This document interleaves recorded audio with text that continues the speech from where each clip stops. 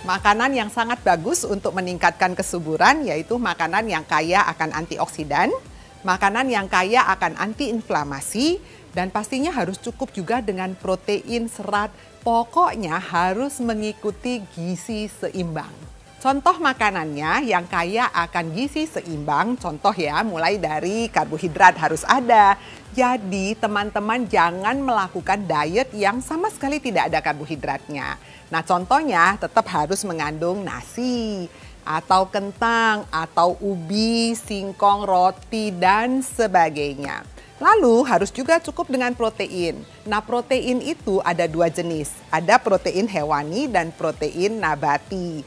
Contohnya daging ayam tanpa kulit, telur, kemudian tahu, tempe, kacang-kacangan, dan sebagainya. Juga jangan lupa tambahkan sayur dan buah-buahan sebagai sumber serat, dan ternyata di dalam itu ada juga antioksidan.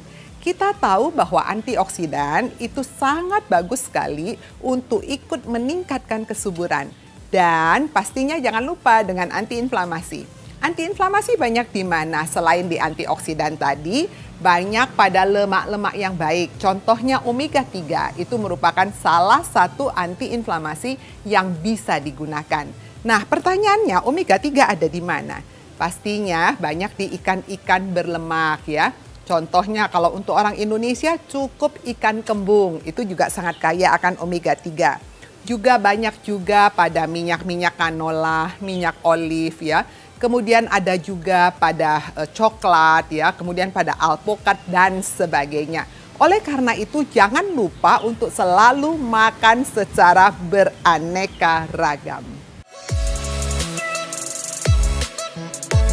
Makanan yang sangat bisa ikut mempunyai andil untuk menyebabkan terjadinya keguguran. Sebetulnya sangat individual sekali, tergantung dari reaksi yang ditimbulkan pada tubuh seseorang. Meskipun pada beberapa penelitian dikatakan yang pasti adalah risiko infeksi. Jadi, makanan-makanan yang tidak matang. Contohnya makanan-makanan yang tidak matang atau makanan yang mentah. Sering sekali kita lihat adanya seafood yang mentah atau daging-daging yang setengah matang atau telur yang setengah matang. Nah, itu sebaiknya dihindari karena ikut meningkatkan risiko terjadinya infeksi dari toxoplasmosis, listeria, dan kawan-kawannya yang akan ikut juga meningkatkan risiko terjadinya keguguran. Faktor yang kedua dari makanan adalah faktor-faktor yang memicu terjadinya reaksi alergi. Ya, kadang-kadang ada orang yang tidak cocok dengan nutrisi yang mengandung gluten. Gluten adalah protein dari gandum, atau bahkan tidak cocok dengan laktosa yang terkandung dalam susu, atau bahkan dengan kaseinnya. Jika memang ada alergi terhadap makanan tersebut, maka sebaiknya makanan tersebut dihindari. Makanan ketiga yang juga ikut meningkatkan risiko keguguran adalah makanan-makanan yang memicu terjadinya inflamasi. Contohnya, sering sekali kita konsumsi makanan yang digoreng ya, hampir setiap hari itu juga bisa ikut meningkatkan risiko dari keguguran karena ikut meningkatkan reaksi inflamasi. Beragam mitos banyak beredar di masyarakat tentang makanan yang dapat meningkatkan kesuburan. Salah satunya adalah toge yang dipercaya dapat meningkatkan kesuburan pada pria. Benarkah itu fakta atau mitos? Ini adalah fakta. Mengapa bisa terjadi seperti itu? Toge adalah salah satu bahan makanan sumber dalam bentuk kecambah. Kita tahu bahwa makanan sumber kecambah sangat kaya akan vitamin E. Dan vitamin E merupakan salah satu antioksidan yang sangat baik untuk ikut meningkatkan kesuburan. Sebetulnya bukan hanya pada laki-laki saja, pada wanita juga sangat bermanfaat. Tidak hanya sebagai rutinitas di pagi hari, saat ini mengonsumsi kopi sudah menjadi bagian dari gaya hidup bagi sebagian orang. Namun mitosnya, mengonsumsi kopi justru dapat menurunkan resiko kesuburan pada wanita. Benarkah itu fakta atau mitos? Ini adalah mitos. Pertanyaannya kok bisa ya? Tidak semua wanita itu bisa menjadi kurang subur dengan mengkonsumsi kopi. Namun bisa saja terjadi terutama pada mereka yang sensitif terhadap kafein.